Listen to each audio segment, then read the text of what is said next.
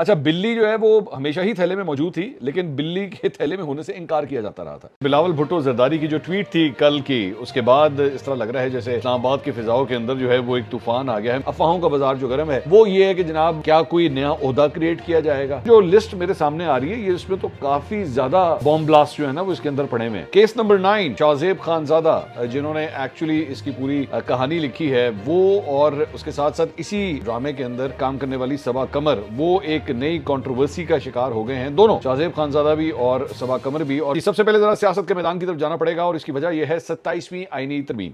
27वीं आईनी तरमीम के ऊपर जनाब बिलावल भुट्टो जरदारी साहब ने कल एक ट्वीट किया। मेरे ख्याल में अभी तक आपको खबरों में आप देख ही चुके होंगे कि ट्वीट क्या था, but just for your recall इसके बारे में बात करते हैं। उसके बाद थोड़ा सा इसको डायसेक्ट करना शुरू करेंगे कि मामला इतना सीरियस क्यों है।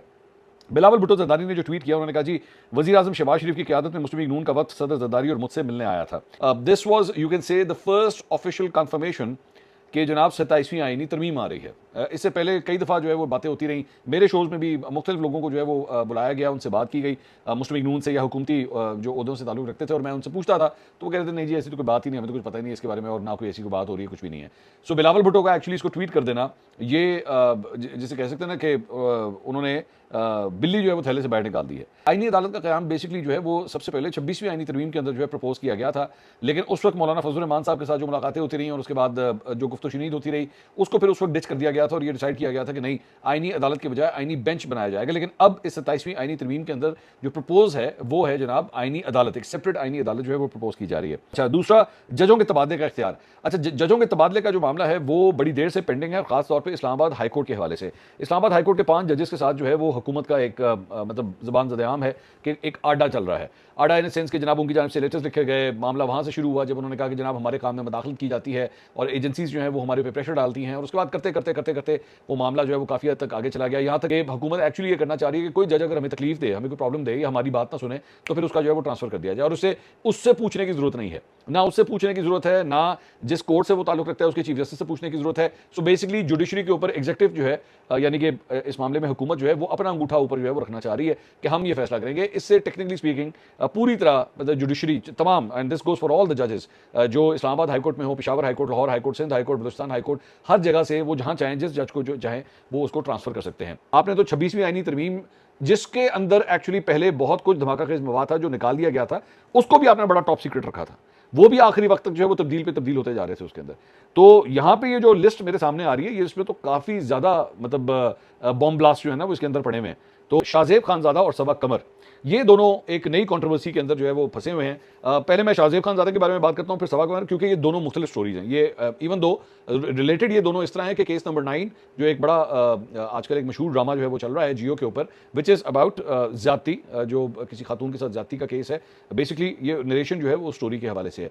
तो शाहजेब खानजादा इसके राइटर हैं, स्टोरी उन्होंने लिखी है, और कई लोग जो हैं इस स्टोरी लाइन को, सबा कमर की एक्टिंग को, फैसल की एक्टिंग को बहुत पसंद भी कर रहे हैं कि जनाब एक बड़ा सेंसिटिव टॉपिक जो है बड़े तरीके से जो है वो आगे ले जाया गया है। लेकिन उसके बाद हुआ क्या है कि खासतौर पे पाकिस्तान तहरीक-ए-इंसाफ से जुड़े हुए चंद लोगों ने शाहजेब खानजादा के खिलाफ जो है वो पूरी एक कैंपेन का आगाज़ कर दिया है। और कैंपेन का आगाज़ क्या किया है कि जनाब आप वुमेन राइट्स के हवाले से तो बड़ी बात करते हैं, और इसके अंदर जो है वो आपने एक खातून के साथ ज्यादती का वाक़या जो है वो डिस्कस किया है, लेकिन जनाब आप ही वो हैं जिन्होंने खबर मानिका का भी इंटरव्यू किया था, और खबर मानिका का इंटरव्यू जो है उसका ताल्लुक बुशरा बीबी के साथ था। तो उस वक्त आपको जो है वो खवातीन के हकूक याद नहीं आए।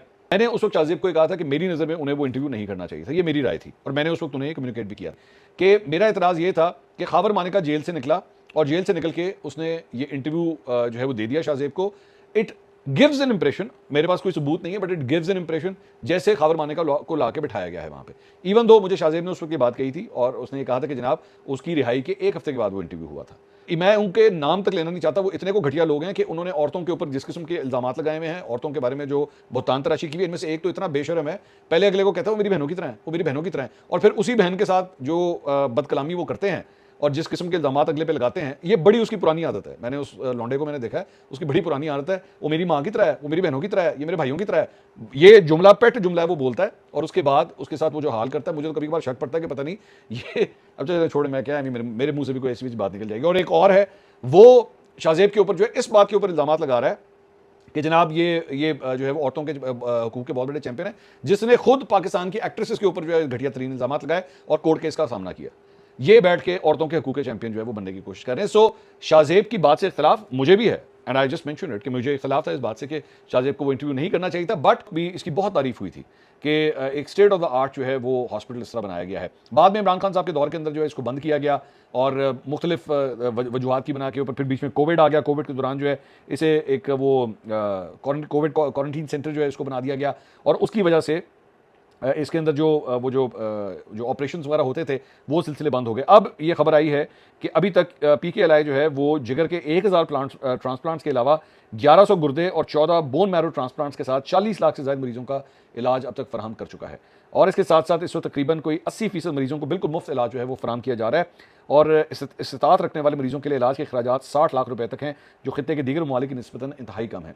सो I must say this is an excellent institute. बल्कि as a matter of fact Shahmood Qureshi sahab का इलाज भी जो है मुझे पता लगा था कि वो यहीं पे हो रहा है, पीकेएलआई के अंदर ही हो रहा है। सो यहाँ पे इस किस्म के जो होते हैं ना हॉस्पिटल्स, वहाँ पे और जहाँ पे इस तरह गरीबों का इलाज किया जा रहा हो, बल्कि as a matter of fact अब मुझे याद आ रहा है कि मेरे अपने एक दो जानने वालों ने भी यहाँ पे जाके जो है अपने इलाज कराए थे और उन्होंने वहाँ पे जाके उस वक्त पे भी किया था। एक ने पे किया था और एक उस वक्त जो है वो मेरे ख्याल में मेरे किसी मुलाजिम का जानने वाला था, उसका फ्री ऑफ कॉस्ट वहाँ पे जो है वो इलाज हुआ था।